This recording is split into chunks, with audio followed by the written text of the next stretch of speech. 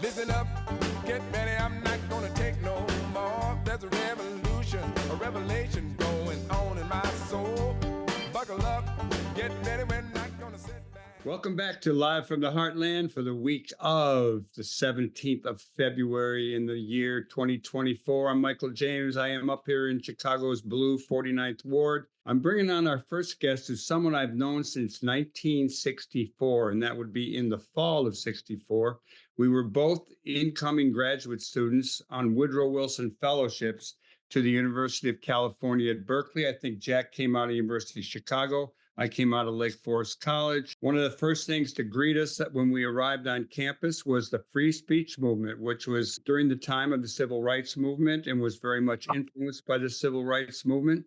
And as usual, I asked Jack, what are you working on? What do you got going on? And he has another book he's working on. And this one is about conservatism and its interrelationship with race and class. He goes on to talk about three periods of conservative rule, so to speak, in this country: slavery, post-Reconstruction until the New Deal, and then Reagan's presidency on up to the present. So how are you today? I'm fine, thanks, Mike. Thanks for that introduction. One of the things that we notice, it's unavoidable at the present time, is the fact that the Republican Party and the conservatives generally seem to be heading us towards trying to reconstruct what the situation was like in the South after Reconstruction. They're trying to create that for the whole country. One party rule, hard for people to be able to vote, and so on. As I started digging into that, I asked myself the question, what was conservatism like in the period before this? We are now in the sixth decade of reaction to the civil rights movement. And it is one where we've moved from a period of defensive reaction to a period of offensive reaction. And they are now attempting to impose their society, what the society that they want to have, on the rest of us. They're trying to recreate the society that existed in the South after the period of Reconstruction. Reconstruction was the time when the United States attempted to make the South an equal society where blacks and whites could live together equally. And whites simply would have none of that. They fought it. Instead, what they did was they created essentially a one-party dictatorship that made it impossible to challenge the existing power relations. As I looked at this and started to dig into it, I asked myself the question, what was the period of conservatism that took place before this period like? And this was the period that lasted from Reconstruction to the New Deal, and actually a good bit beyond the New Deal to the civil rights movement itself. And even some lasted beyond that. So what was that period like, I asked myself. The white South fought to end Reconstruction. They fought to get rid of the federal troops that were in the South and to construct the kind of society that they wanted to have. And what they constructed was, as I said, a one-party dictatorship where blacks simply were kept on the bottom and had no opportunities. And where white people, white workers, were kept in poverty also themselves. So, for example, some whites worked in the textile mills, and the pay was so low that literally every member of the family, including toddlers, had to work in order to be able to survive. So how did they do this? What did they do? First, as I said, they fought to get rid of the federal troops, and they succeeded in that. And then they imposed this dictatorship. They did away essentially with the 14th Amendment to the Constitution, which was set up to create equal conditions for blacks and whites. That was done away with. They did away with the 15th Amendment to the Constitution, which guaranteed blacks the right to vote. That was done away with. So essentially, they had the kind of society that they wanted to have, where blacks were considered to be inferior to whites. And once they had reconquered power and had set themselves up essentially as a ruling class. It was the old plantation ruling class, which had been pushed out of power as a result of the Civil War and which fought for the rest of the 19th century to get back into power, and they succeeded in doing so. So then the question was, what were things going to be like after that? And what they did was essentially they fought, having one power once again. They now fought in order to get the whole country to accept their point of view that blacks were inferior and whites should be and were supreme. And they did that. They succeeded in that, in that the whole country accepted that point of view. So then the question became, what else was to happen? And to that, we have to go back once again to the end of Reconstruction. Reconstruction ended in 1877. 1876 was Custer's last stand. And that brought about a whole series of Indian wars where the Native Americans were slaughtered, murdered, and repressed. Then, within 5 years after the end of Reconstruction, they passed the Chinese Exclusion Act, which was just what it sounded like. It was a law that prohibited Chinese from moving to the United States.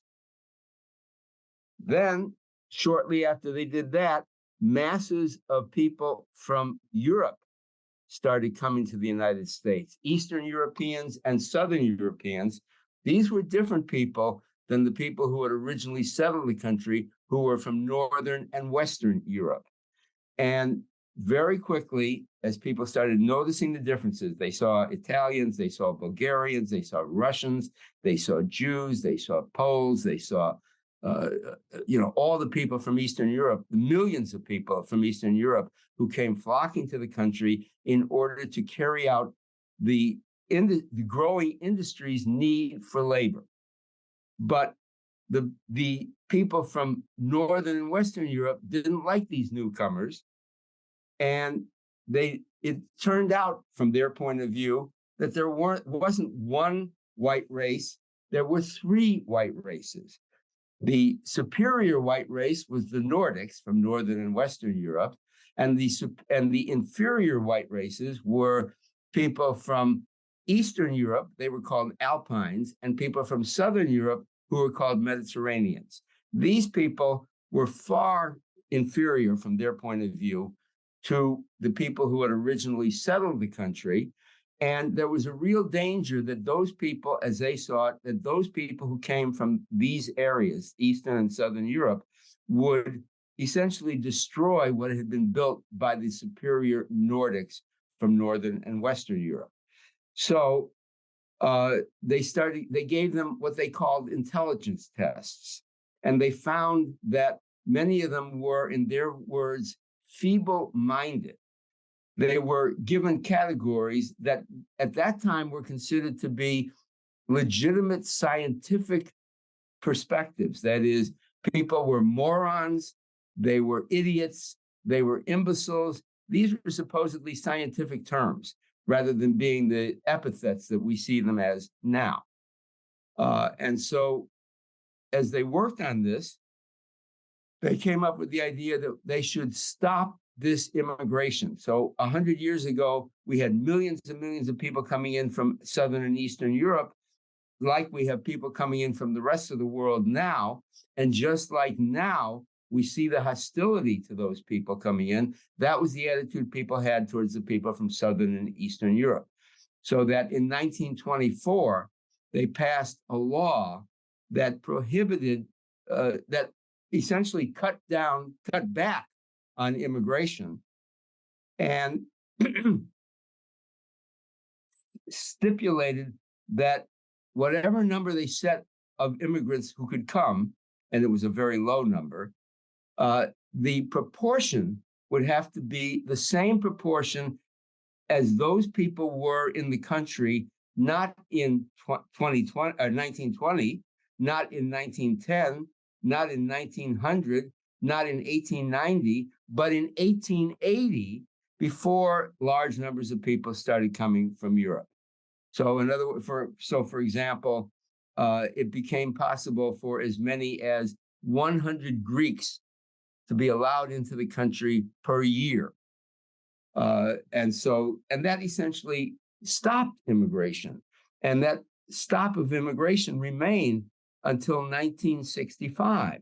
What changed it in 1965? Well, in 1964 was the Goldwater-Johnson election. This was the election that took place during the midst of the Civil Rights Movement. And Goldwater was against the Civil Rights Act that had, at that time was the Civil Rights Bill. And he was one of the very few senators from outside the Confederacy who wanted to do this, who was against the Civil Rights Act. It transformed the Republican Party. For the first time, the Republicans won the Deep South states, and those were practically the only states they won, except for Arizona, which is where Goldwater himself had come from. So the Democrats won a huge victory in 1964. Not only did Johnson have a landslide election over Barry Goldwater, but the Democrats took over 2/3 of both houses. That's when the civil rights laws were passed. It's when the Great Society laws were passed. And it was when a new Immigration Act was passed, which ended all the quotas, made it possible for people to come to the country from wherever they wanted to. And they did. And so now we have a country that has been transformed by the huge number of people who have come in and are still coming in. And it's interesting, mostly people aren't coming in from Europe. Europeans are often better off than Americans are, but people are coming in from Africa, from Asia, and from Latin America. And they're coming in because material conditions here are better than they are in those countries. So that was sort of the next thing. As part of, it's important to understand that the United States, as the major, most important slave society in the world at the time, became one of the leaders of racism in the world as well. So those ideas about racism that I've already spoken about, they were developed in that context. And similarly, this idea of the inferiority of all kinds of peoples who were not Northern and Western Europeans became widely adopted here in this country. And then came the movement it was called eugenics. The eugenics movement's idea was that all these inferior people were endangering the whole country. The country was, going to become much more inferior as a result of this. And this was really important because as these people were flocking in, it turns out, according to Ian, have sexual relations with a Pole, a Russian, a Jew, an Italian, or a Black person, or a Latin American, they would adopt the inferior characteristics of those peoples, so that the superior peoples would essentially be done away with. So they decided that they should be kept from breeding and thereby kept from adding their inferior genes to the gene pool. The problem they had, however, was if you're going to keep people from breeding, how do you do that? You have to lock them up, essentially. And essentially they hit on the idea of doing this to women. So because it would be the women, for the most part, who would, if you stop a man from being able to breed, another man can take his place. But if you stop a woman from being able to breed, no one can take her place. So to lock people up from about age 15 to about age 45, which is their period of fertility, would be extremely expensive. It would mean having to lock up millions of people for this lengthy period of time. So instead, they came up with the idea of forcibly sterilizing these people, sterilizing them regardless of what their own desires were. And so they set about to do this.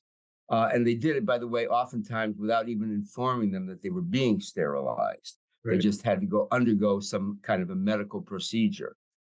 So this began, the first of these laws that was passed allowing this was passed in 1907 in the state of Indiana. Indiana became the first state.